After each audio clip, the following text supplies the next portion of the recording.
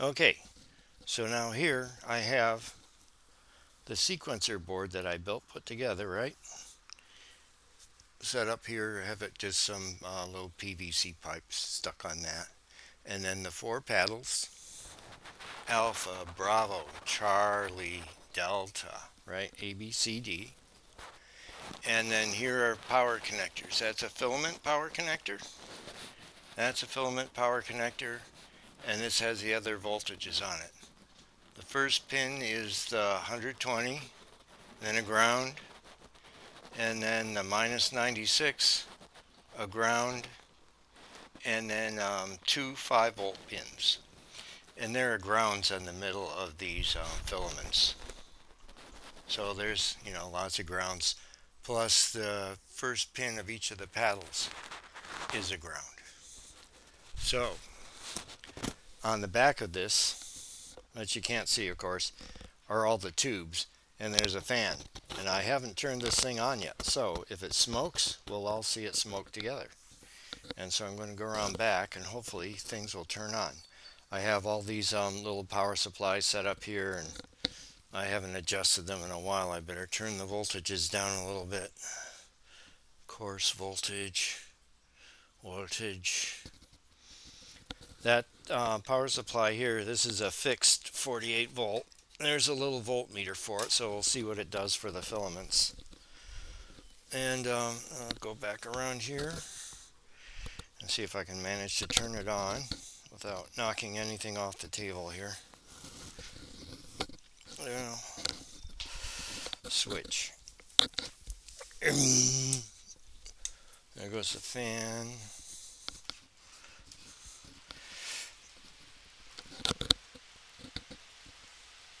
And let's see what we got here. So we got some voltage here. This I turned down. Yeah, I got some volts coming up here. The 5 volts is not on, so I'll turn that on. Hopefully and it won't blow up. Yeah, so what do we got here? Volts, 2.8 volts. We want to get around 5 for that, of course.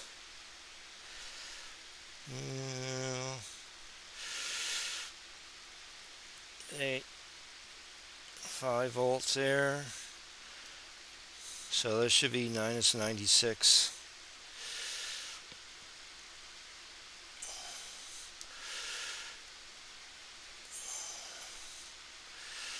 Yeah, volts. Minus 96, the current. And volts here. This one you got to punch on off. Volts, 118, close enough. Alright. So, again, I don't know how well you can see this in the video, but 5 volts here, 96 there, and 118 here. Should be 120.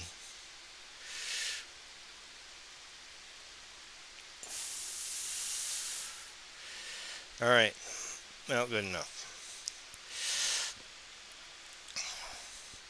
So now the tubes are sufficiently warm. And we will try next to get the paddles going here to pump test data in there. So it's the first time for me for this board. Oh yeah, filament voltage. And it's showing here 48.6.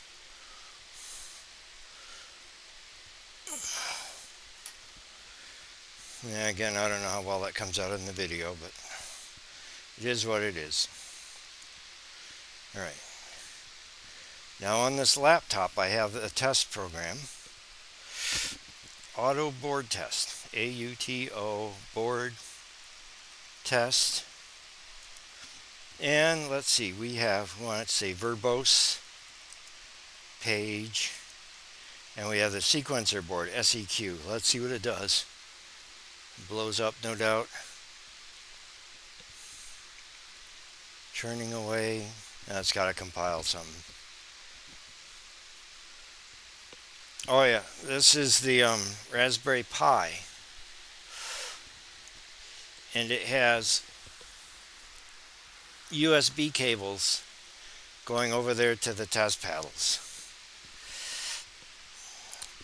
And what it does, oh, it's got the wrong serial numbers in it for the paddles on the real computer, or the first computer, not the second one. And these paddles all have little serial numbers in them. That's how it tells which paddle is which. So I need to set up those serial numbers in this little script. So I'm going to do that here. Hopefully not take too terribly long.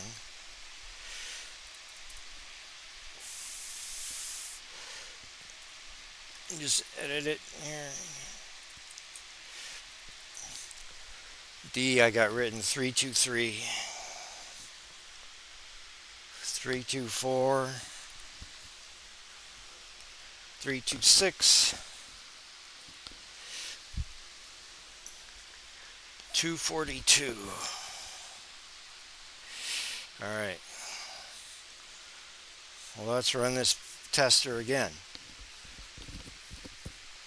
So, of course, the whole thing didn't work right off the bat.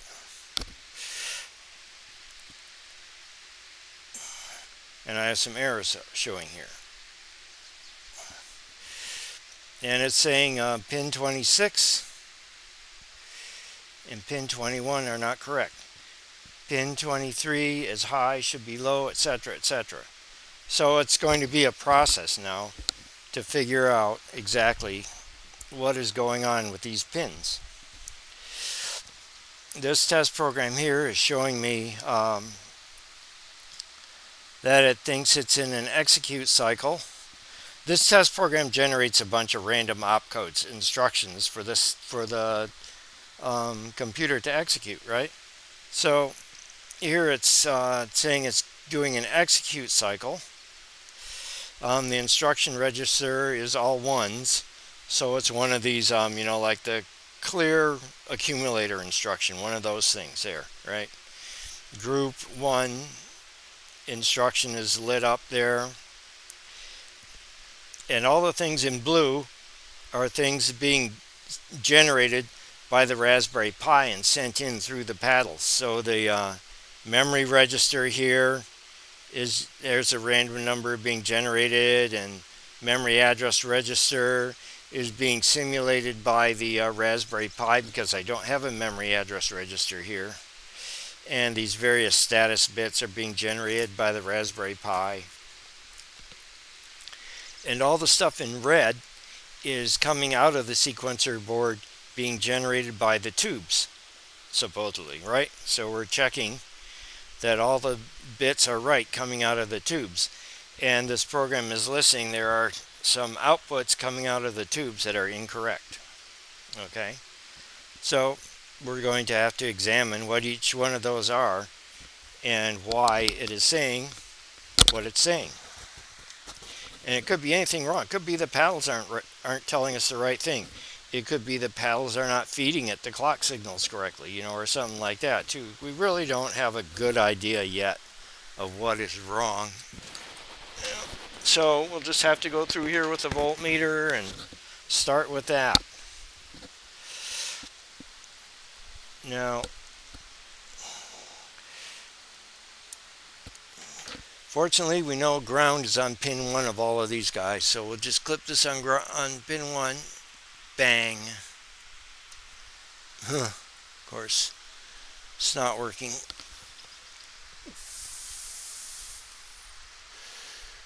There.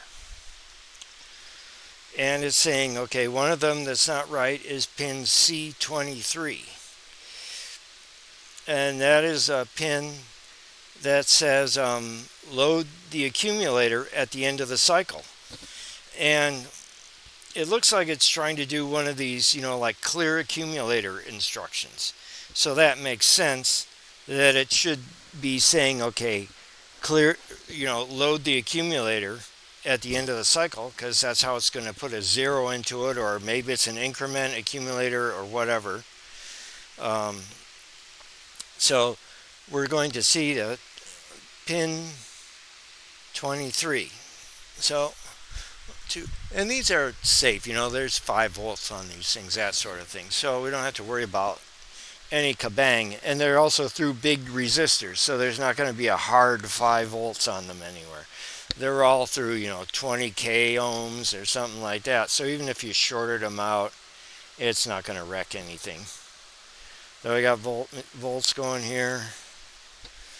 23, 1, 2, 3, 4, 5, 6, 7, 8, 9, 10, 11, 12, 13, 14, 16, 17, 18, 19, 20, 1, 2, 3.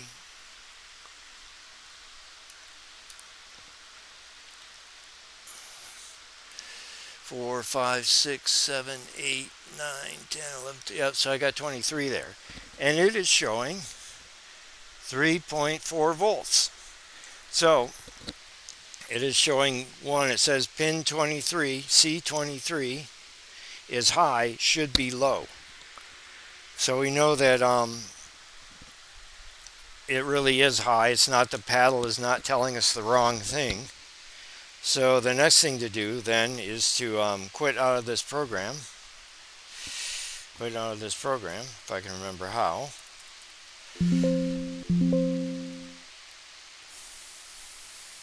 And start another one.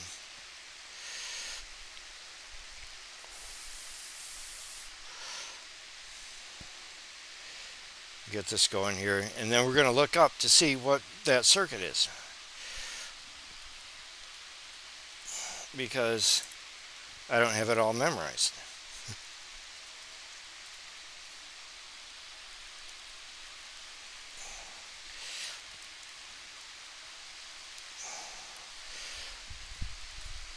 NFS P8V. Let's see. So I'm going to look in a little report file here that tells me what is what, where those pins are for the various signals. Now the signal we're having trouble with is called ACALUQ, and that's a signal that says load the accumulator with the output of the ALU at the end of the cycle. Okay, so we're going to look through this little source file here and see if we can find out where that signal is derived, or where that signal is used, because it's an input, or oh, no, I'm sorry, yeah, it's an output from this sequencer board that says, okay, at the end of this cycle we want the accumulator to get loaded with the output of the ALU, and this is the sequencer that's telling everything what it should be doing every cycle. So this signal here, we'll just search this file for where that signal is generated. And way up here near the top. Okay, so 250, line 256. So here this file is saying, oh, these are on there, that its output on this tube J54.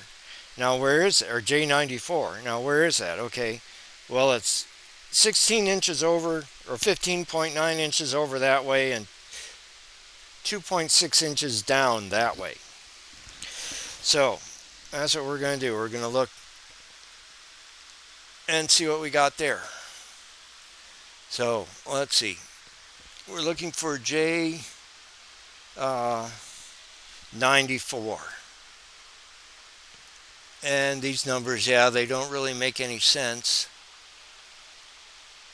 92, 93. Well, I hope it comes out. Well, let's see. Worst comes to worst, I can get a ruler, but J94. Okay, so there's J94 way over there. So we can measure the top pin of this and see what the voltage is. It should be that 3.3 volts or whatever. Yep, or 3.4. So there's that gate, ALUQ, coming up and outputting the 3.4 volts. So now what I should do is draw out that little circuit. And these are all little and or invert gates, so it's not that hard.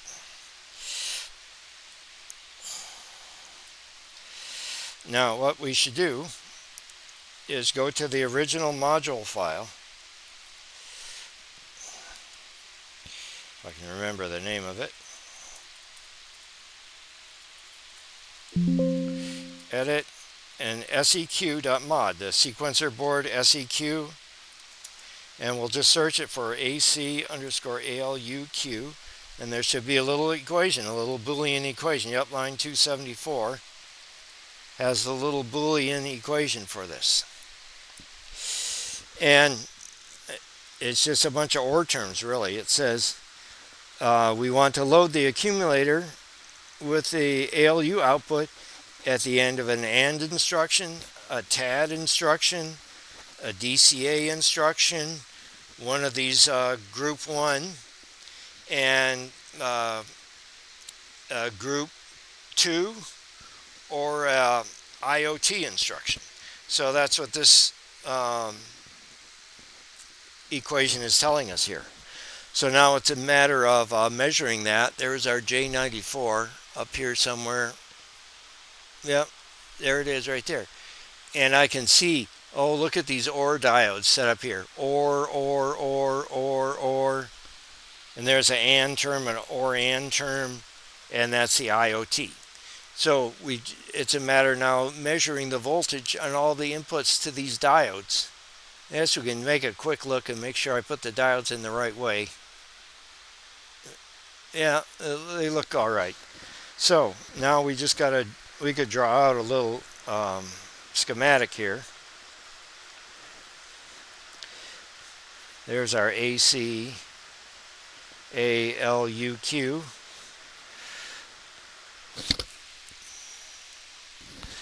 Two, 3, 4. There's an AND input and another OR input. We are going to measure these voltages. I should check this, make sure those are coming up. We're still recording, yep. So I have a little schematic here I drew. Let me lift this up. Oh, I don't know how well it's going to show on the final video. But I drew a AND OR input gate, AND OR invert gate here to match this board here. And I'm going to measure the voltages going in. We have a high voltage coming out, which we should have a low voltage coming out. So now we have to measure all its inputs. We'll just do that one by one. High. Oh, that says -3. So that's a 0. Might not say on there. Yep, so we have -3. That's good. That's a strong 0. We like that. We don't like things like +2 volts. Ugh. You can't tell if that's a 1 or a 0. Next one, we have -0.6. That's another strong 0. Anything, 1 volt or less is a 0. I'd like to have nice negative voltages are good. We like that. Nice strong 0. Okay, the next one is -2.6. Then we'll figure out what these voltages mean here in a second. We get them all measured. -2.0.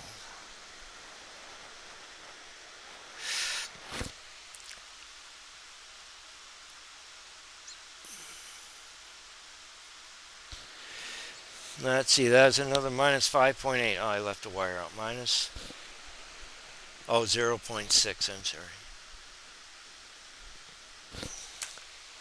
Now these two AND terms. Oh. We have 0.4. That's kind of mushy. That should be okay, but that's a little on the mushy. It should be okay for a 0. And then we have a strong one, a plus 5.2. And this bottom diode here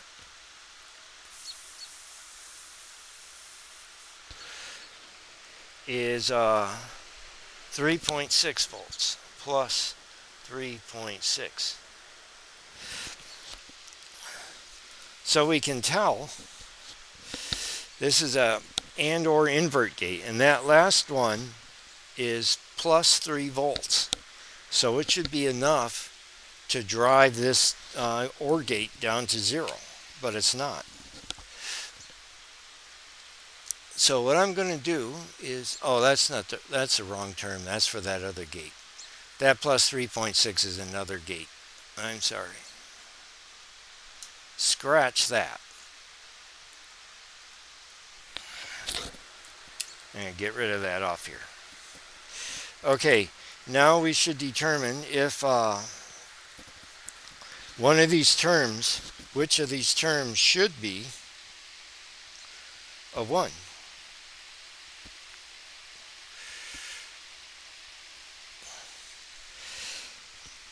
So the first one is an AND instruction, and it should not be, I'll figure out some way to make this work better. This one is for AND. It's not an AND instruction. So that should be a -3. That makes sense.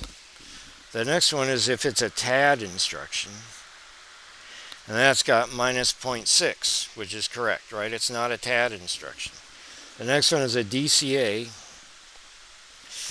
That again is -2.6, so it's not a DCA, which is correct. And then there's one that has these AND terms in it. This is for the group 2 and MA7. So that's like the clear accumulator instruction for a group 2. And I'm not sure which this is doing, so we have to figure that out. These other two here are group 1 and IoT. And we get this by looking in the source file for that module, what these various pins are. Now, if we want to know exactly which is which is a good idea, we can look back in that report file.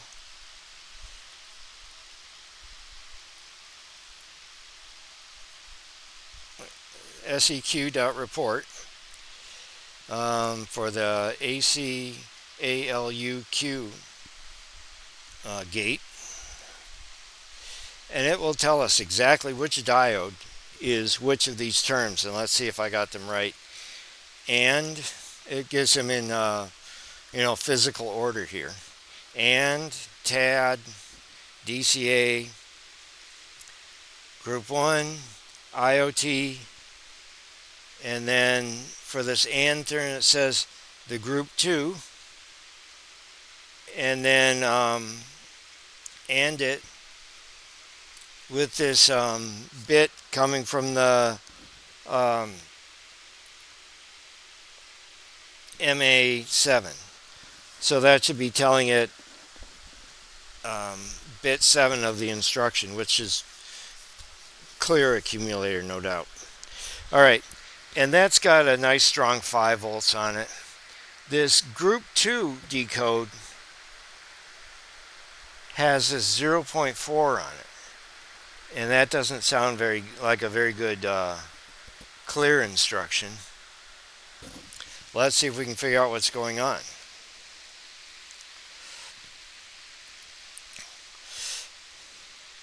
So the opcode that it got sent is in here is 7300.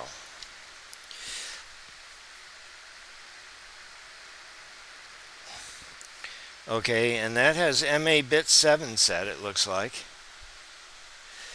0, 1, 2, 3, 4, 5, 6, 7, 8. So bit 7 is set, and that's the CLA bit. So that's saying clear accumulator. We got that. Now this is really a group 1 instruction though. It shouldn't be a group 2 instruction. This is group 1 because this bit 8 of the instruction is a 0. So we should have group 1 set, and I see a minus 2.0 on that pin. So that means it's not decoding that value correctly. So group 1 instruction is the decoder has said this is not group 1, and it should be saying, oh, this is group 1. So we rinse and repeat, right? We're going to say, okay, we know that signal is incorrect. The group 1 instruction signal is incorrect. So what tube generates that? Again, look in the report file for this group 1 signal, and its name is GRPA1Q. Group, and we'll go up here. Usually it's the first thing it gets snagged in the, well, okay, line 428 of the file. Tells us that comes out tube J104. And it's 14.9 inches over this way and 1.1 down this way. So it's going to be on this first row, and again it's J104. There's J104 right there. Okay, so that's trying to determine if this is a group 1 instruction, which it should be doing, right?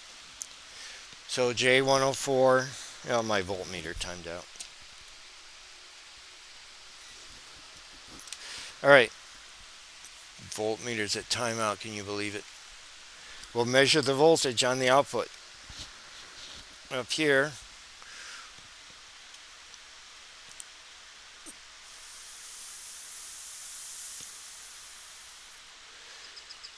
and it's showing nice positive 4 volts.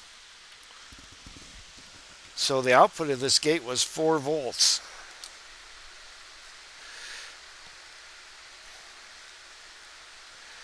Plus 4 volts. But down here on this gate, it was minus 2. What's going on? So I have absolutely no idea.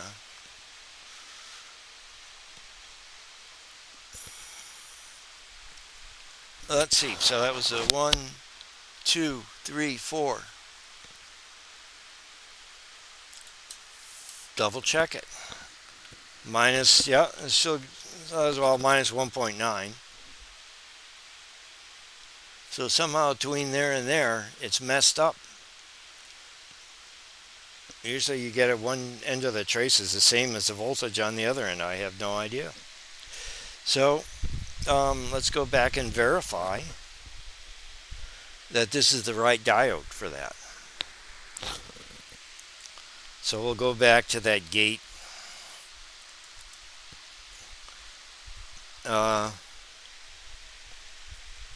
94, J94.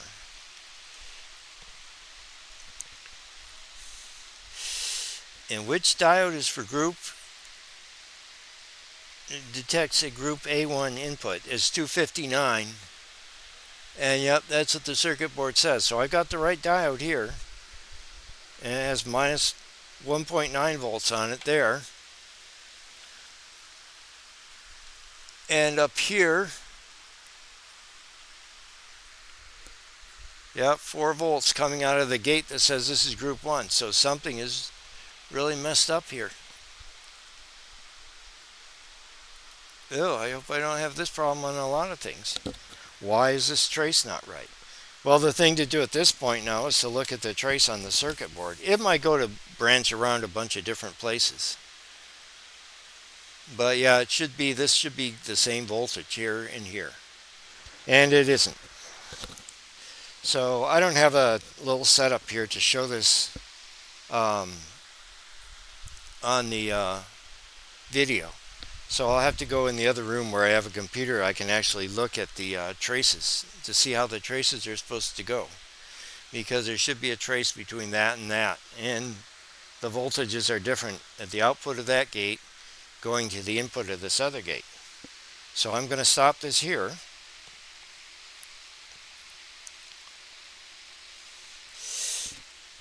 and check that out and let you know in a second part. But anyway, that's the procedure you go through. Okay, you run the test program on the paddles, and it will point out there's a problem with one of these pins, and you pick one of the pins, and then you go to the report file, and the report file will tell you where the tube outputs are for that signal, and then what all the gate inputs are for that signal, and you measure the gate, the tube output, measure the gate input, and try to determine which signal has gone wrong. Okay, and this one's kind of a strange one. It looks like it's supposed to have you know one output here saying this is a group 1 instruction, and it's done that correctly. But when it gets down here to the input of the gate, it's minus 2 volts, which is really strange. So the only thing I'll have to check is see what the circuit traces look like in the circuit trace. So I'm going to stop this part here and go do that, and do some more of this. All right.